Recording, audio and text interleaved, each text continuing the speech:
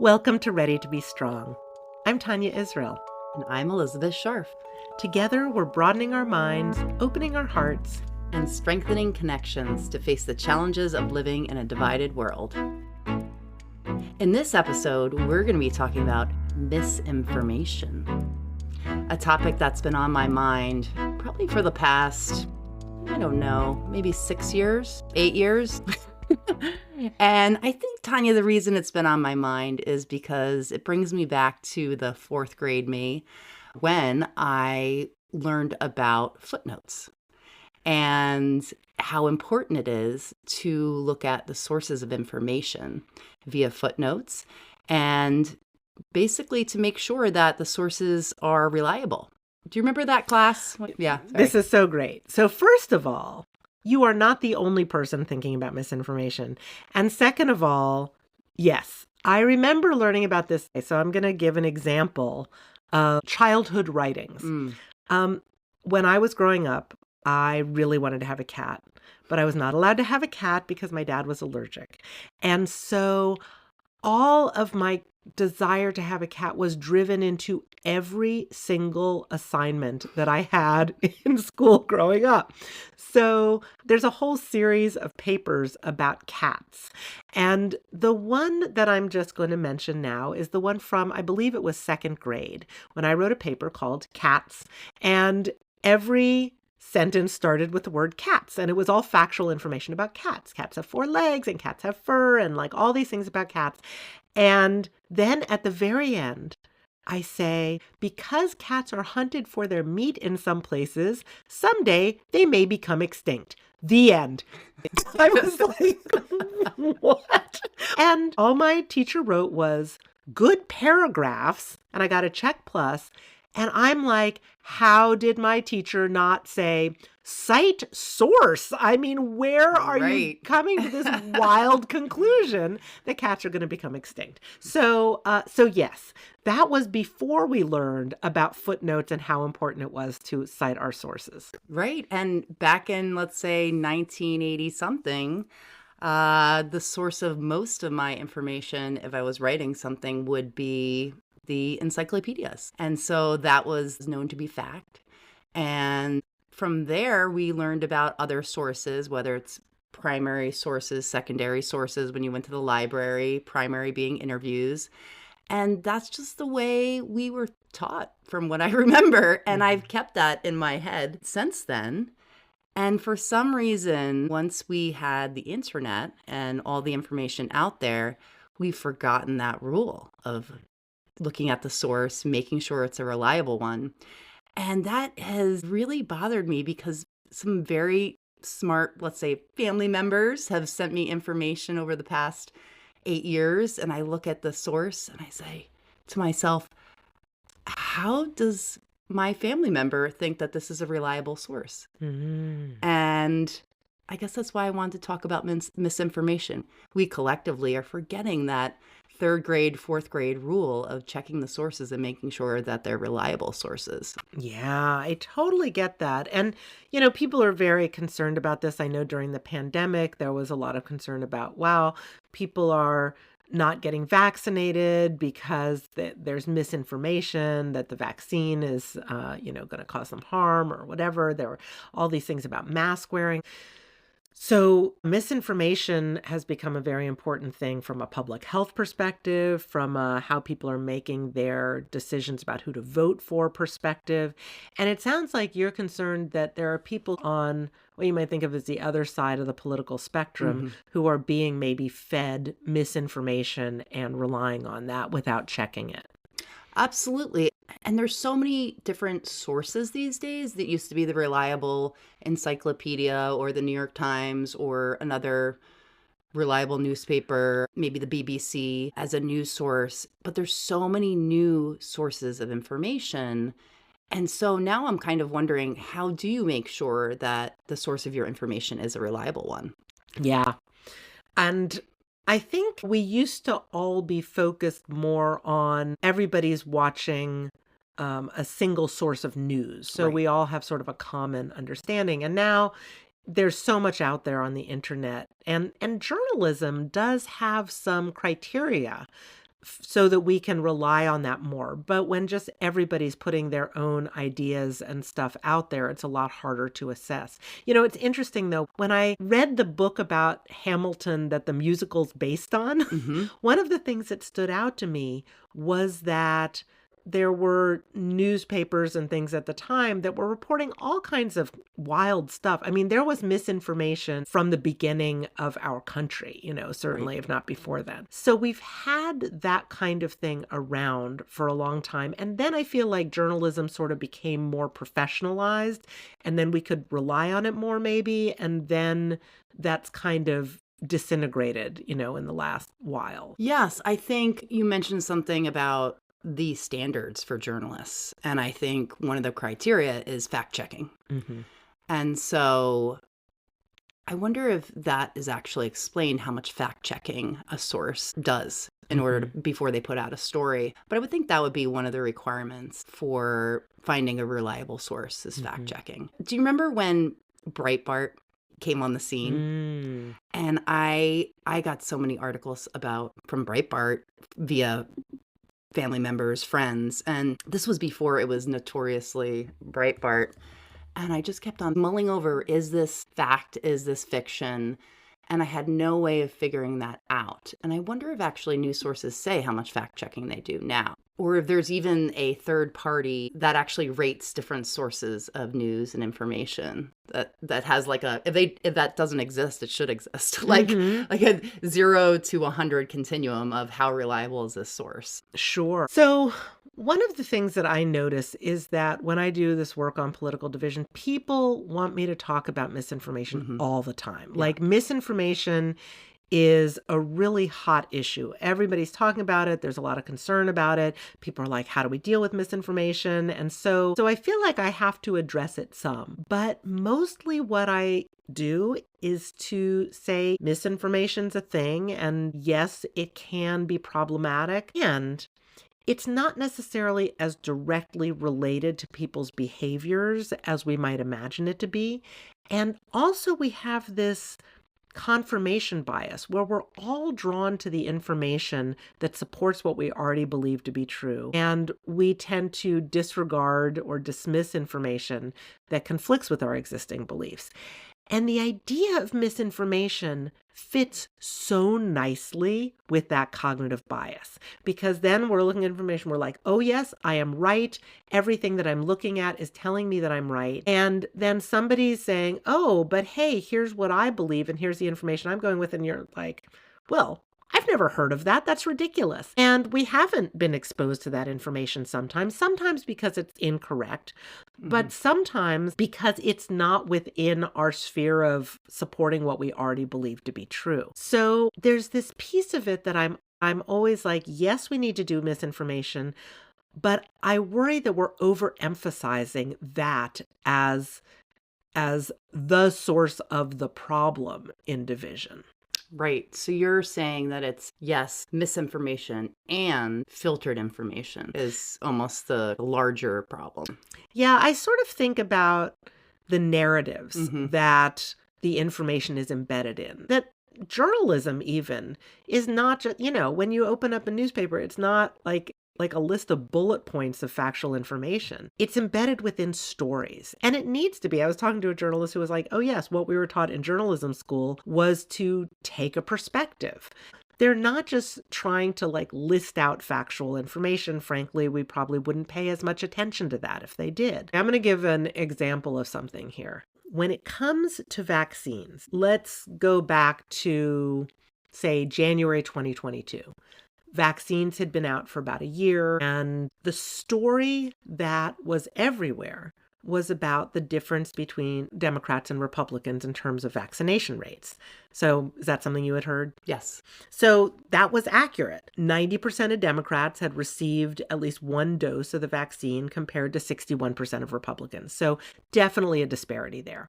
And that's what all the stories were about. They were about Democrats and Republicans are dealing with this really differently. What these stories were not reporting was that 86% of American adults had gotten at least one dose of the vaccine.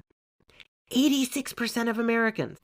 Nobody was emphasizing the story. I found it buried in one or two stories about vaccination rates, but for the most part, it was just not being covered at all. So the narrative was that Democrats and Republicans are really different, that Democrats are almost all getting vaccinated and Republicans at a much lower extent, even though it was legit a majority of Republicans were still getting vaccinated.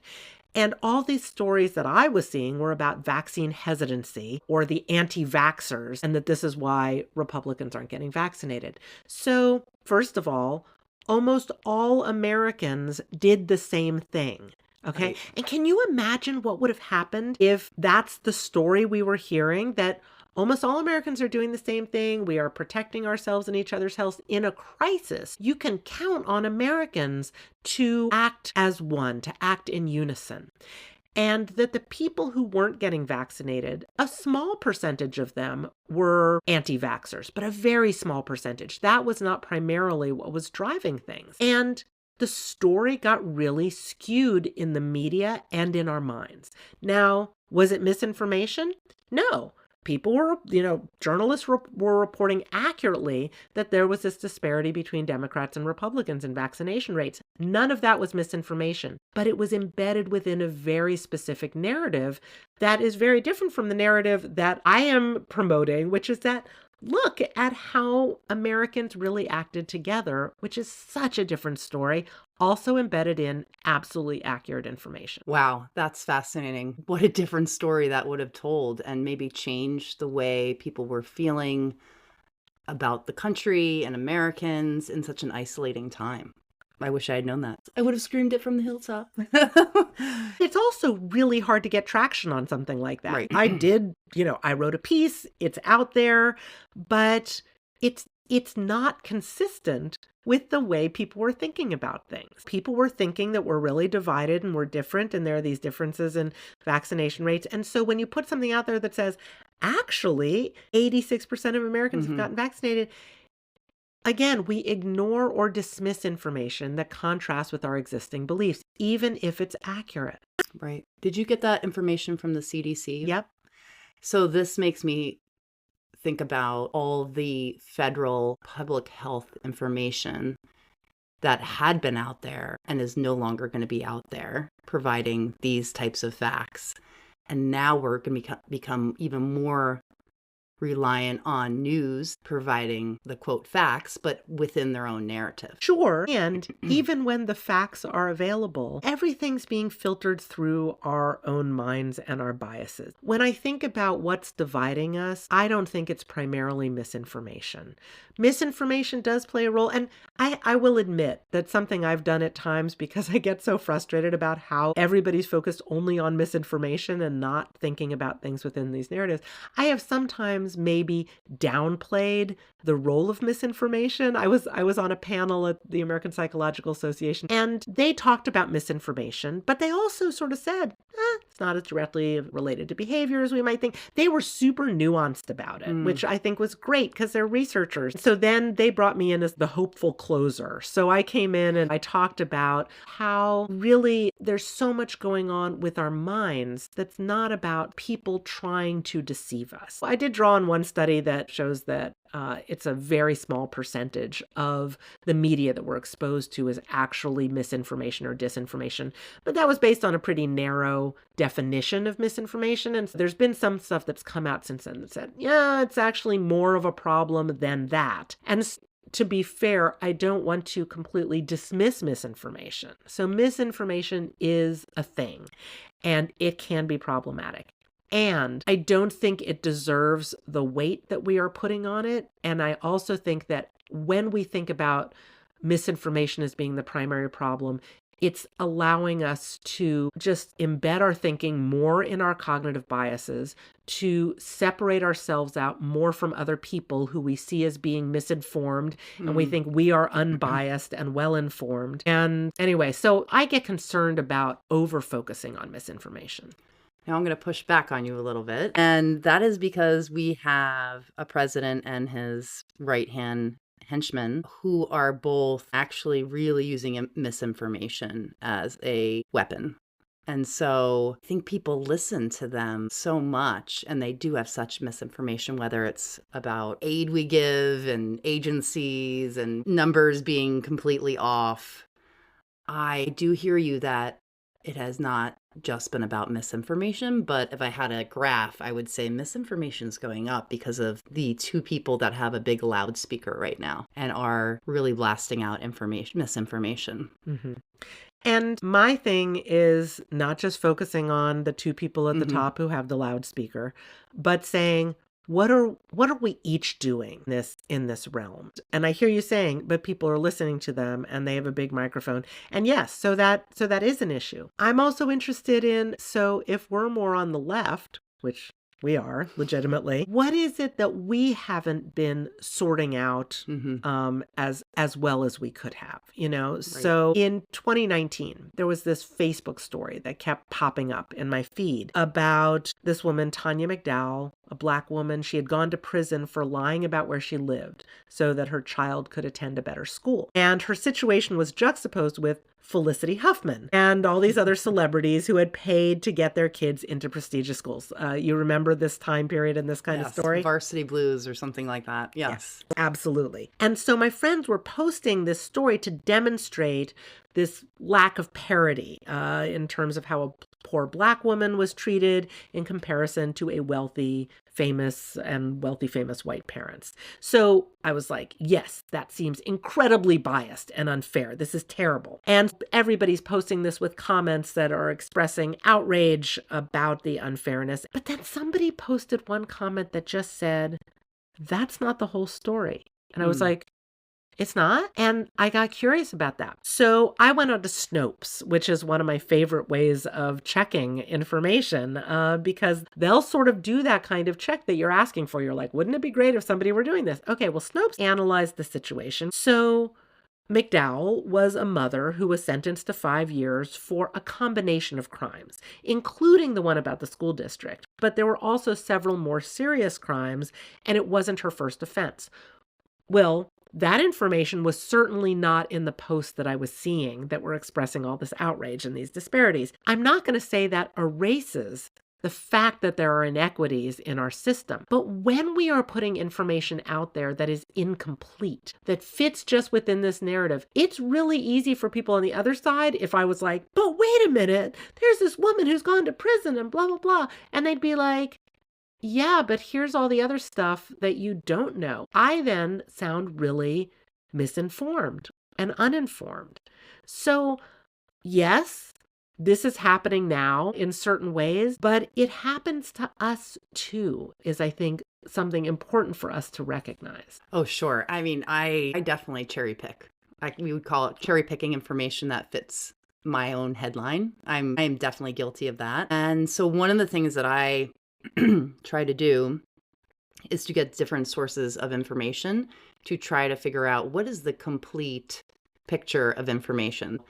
For example, yes, I listen to Rachel Maddow sometimes, but I also tune into Fox News sometimes, and I try to keep it on as long as I can. I shake my head most of the time, but I feel like that gives me a completer picture of what all the information is out there. And my dad used to do the same thing. Now, what was shocking to me is that he would end up landing on the conservative side, even with more information, which was a little bit even more disappointing if he didn't actually reach out and get more information, right? Is there something that you do to make sure that you have the complete picture? So 2 sources that I really like are All Sides and Ground News.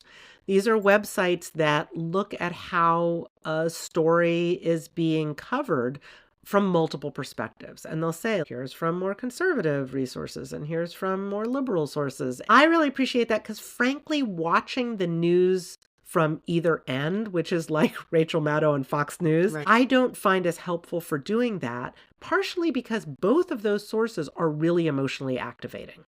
And they are really drilling into those places where we already are on the political spectrum.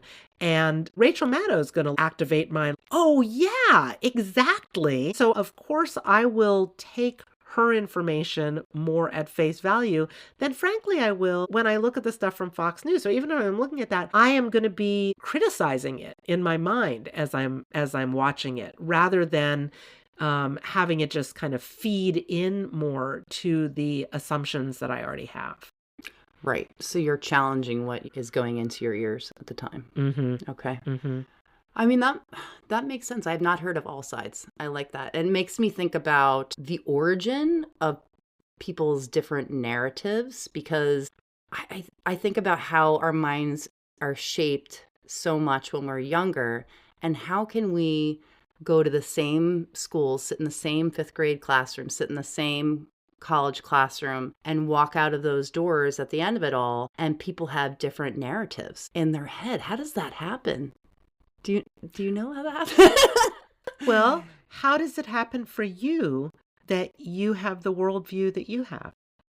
Well, I think that I have been very shaped by the teachers, the information that was given to me during school, but there has to be something more, which is probably the way, obviously, family, but then also the way I've experienced life and the shoes that I've walked in, the places I've been. But it puzzles me growing up in the family I did that I am pretty much the only liberal person in my immediate family. And we've walked in pretty similar shoes, at least with my siblings. I'm really starting to think about, how do we get these narratives in our head? Because we all do it. We all cherry pick to fit that narrative. And how can we have different narratives, but also have a bridge between those narratives? Almost like a rainbow bridge where we can connect with other people, even though we have different narratives. Right.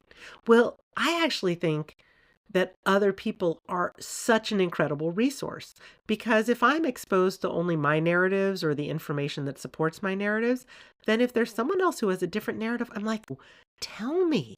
I really want to know. And if I can approach that with that genuine curiosity of what am I missing here, then that just will lead to a better connection than if I'm just about reinforcing my own view and wanting to proselytize it to other people. Then that's not going to lead to a very good conversation. But oh my gosh, this person can give me insight into a perspective I don't already have.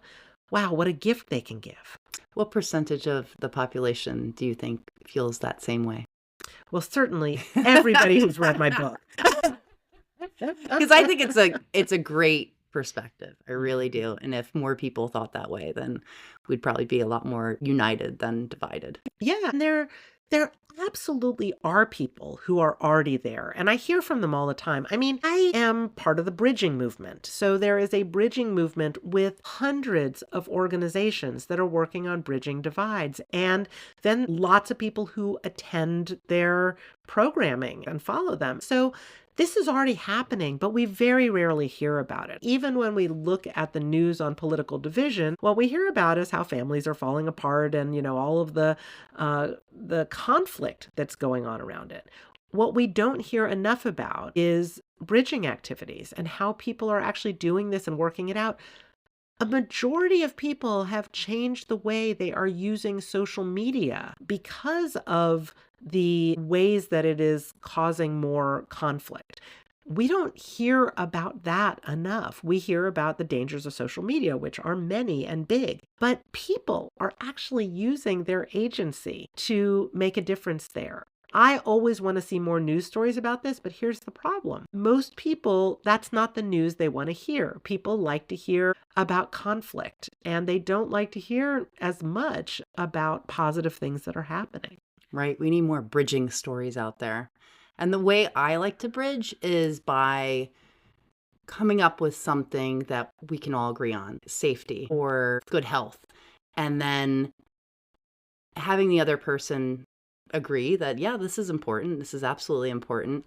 And I love the question that you often say is, what led you to that? What leads you to the point of view you have on safety? And if we can understand where they're coming from, what shoes they've walked in, what experiences they've had over their lifetime, then maybe we can understand a little better of their point of view, but agree overall on safety matters. Yeah. Good health matters. and find a Yeah, bridge. absolutely. I think it gives us a place to be able to identify a common concern, even if we come at it different ways and come to different conclusions. And I Right. think that's a thing. We have to accept the different conclusions that someone else is going to come to. This is where our narratives really make a difference, because just giving somebody additional information about something, about safety and statistics and things like that, they're going to hear it within the narrative that they already have. And so if we look at the small slices of information that we are exposed to and the narratives that's embedded within. So it's not just that we're exposed to different information, but we are drawn to different narratives, and those narratives have different information that supports them. And a lot of that information is either true or has a kernel of truth in it, I'll say. Right. So this probably won't be the last time that I mention this book that I'm reading right now.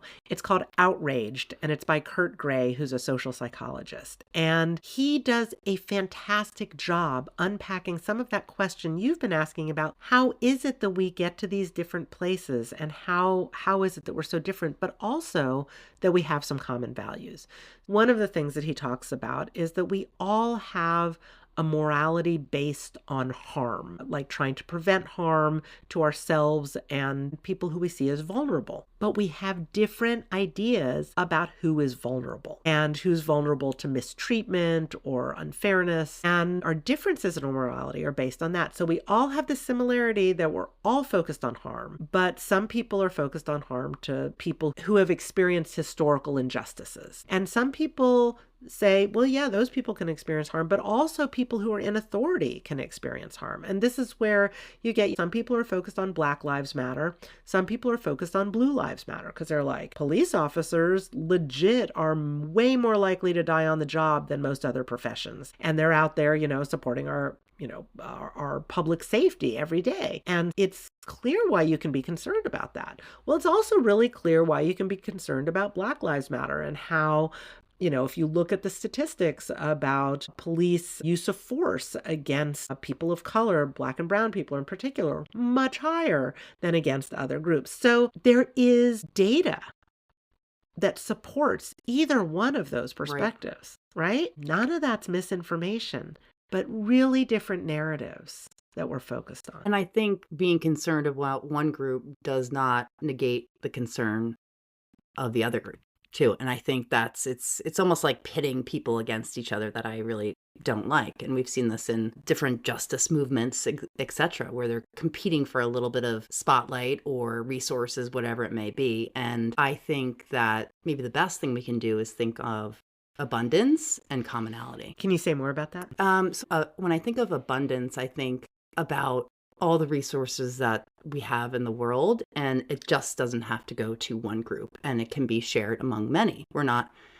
Those who have been marginalized don't have to fight for one piece of pie. Mm-hmm. There are more pieces of pie out there, so we don't have to pit ourselves against one another. In fact, it would be more effective to actually come together and form that bridge so we can be more powerful together. Yeah, absolutely. Well, I think that the more connected we are, then the less vulnerable we are to people trying to control us, whether it's from within our country or outside of our country. And so that's where I feel like, wow, I really want to try to help us hold our democracy together and help Americans build those bridges. And here's the other thing. When we hear from Black Lives Matter and Blue Lives Matter folks, that's actually a small minority of people who are affiliated with either one of those perspectives. That most people, frankly, are not really paying attention to any of this, and that they are frustrated with the people on either extreme and especially the vitriol around it. So I think that's something important for us to notice, or something I've been trying to notice, is how emotionally activating is this source that I'm paying attention to. And I'm like, okay, I want to know more about this topic, but let me see if I can find it from somebody who's coming at it from a perspective where I don't feel like they're just trying to rile me up. Right. This is a great example of this is fact. Both sides can make different arguments based on their narrative. Yeah, interesting. Where are you right now with this conversation? Because you've been wanting to talk about misinformation since we started co-hosting this together. Where are you with it now? Yeah, it's funny. I have been thinking about misinformation so much, as I said in the beginning, because I think that third grade, fourth grade classroom rule of thumb has been lost as we enter the digital world. But I've ended in a different place. Yes, that still matters, but the filtered cherry picking of facts and putting them into the narratives that we have in our brains is an even bigger issue now for me. And so I'm going to start probing for all the information, not just the cherries that I like, in order to have a more rounded and fuller grasp of all the facts. And I will still probably have my narrative, of course, but maybe that narrative can be a bit broader and more connecting. Well, my work here is done. I feel like I was in the front row and the only student in your classroom today. Well, I really appreciate that you came with this topic because so many people are really focused on this. And I think, again, it's not that misinformation isn't important. I think it is important. But I think that when we see it as the only thing and we're not looking at that nuance in our own narratives, we're using it as kind of a cudgel against other people. We're saying, oh, misinformation that the other side is taking in and they're misinformed and uninformed and I know everything and I'm objective is kind of how it plays into our biases. So I just appreciate the idea of taking a more nuanced approach. We talked about things like all sides and ground news as ways of seeing where the information that we're getting fits in, noticing what our narratives are, using Snopes maybe when we need to check, and also recognizing that, yeah, we may have accurate information, other people may have accurate information, but there's a bigger narrative that it's within, and we can know more about that narrative by being genuinely curious about where other people are coming from and seeing them as a resource. Absolutely. I love it. I'm Tania Israel, professor, psychologist, and author of Facing the Fracture. And I'm Elizabeth Scharf, social entrepreneur and urgent optimist. Make your choice. Are you ready to be strong?